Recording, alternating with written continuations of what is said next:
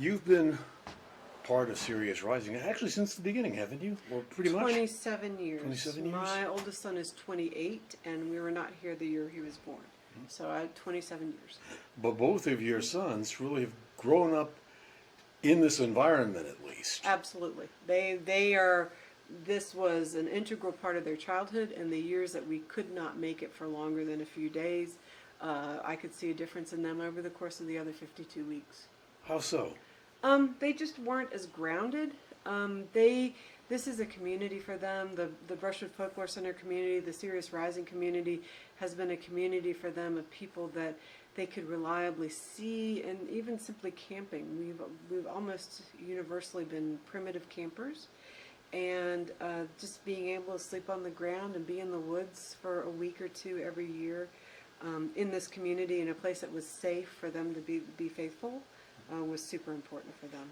I remember Lars as a toddler, and him feeling, just going around here, just feeling just absolutely confident. Yep.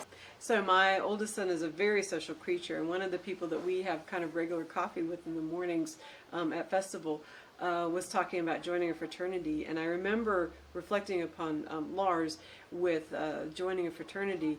And I had told him before he was even in middle school, when you go to college, you should join a fraternity because you're that social of a person. Nobody else in your family will join a fraternity, but you're, and so I got called a lot of names by his fraternity brothers for that statement.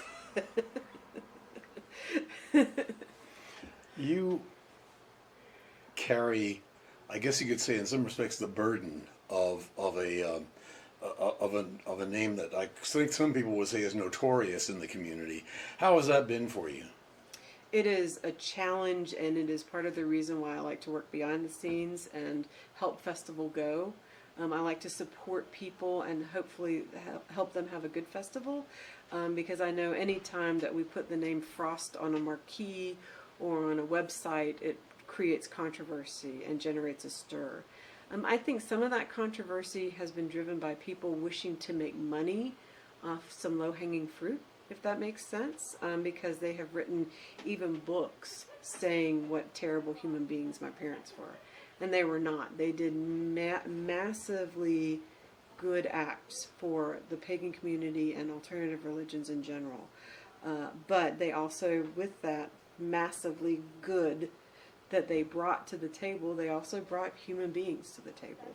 And dealing with that human nature of somebody who is as influential as they were can be very difficult for people who are not accustomed to that level of nuance.